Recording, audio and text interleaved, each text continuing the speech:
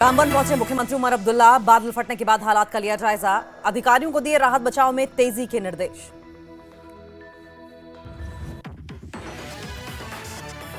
डोडा के किल्होत्रान में गिरा मकान, मलबे में दबने से 2 महिलाएं घायल, अस्पताल में भर्ती। प्रशासन की अपील, हर वक्त रहें सतर्क।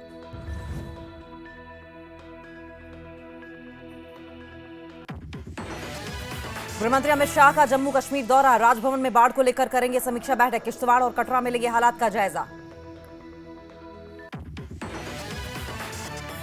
चीन के तिनजियांग में प्रधानमंत्री नरेंद्र मोदी और शी जिनपिंग की हुई करीब 55 मिनट की मुलाकात। पीएम मोदी ने कहा कि दोनों देश आपसी विश्वास के साथ रिश्तों को आगे बढ़ाने के लिए प्रतिबद्ध। भारत चीन द्विपक्षीय वार्ता में चीन के राष्ट्रपति शी जिनपिंग ने कही बड़ी बात, ड्रैगन और हाथी का एक साथ आना बहुत जरूरी है। दोनों देशों के बीच कई अहम क्षेत्रों में हुए समझौते। चीन में एससीओ बैठक के लिए रूस के राष्ट्रपति पुतिन भी पहुंचे। कल सुबह प्रधानमंत्री नरेंद्र मोदी के साथ होगी मुलाकात।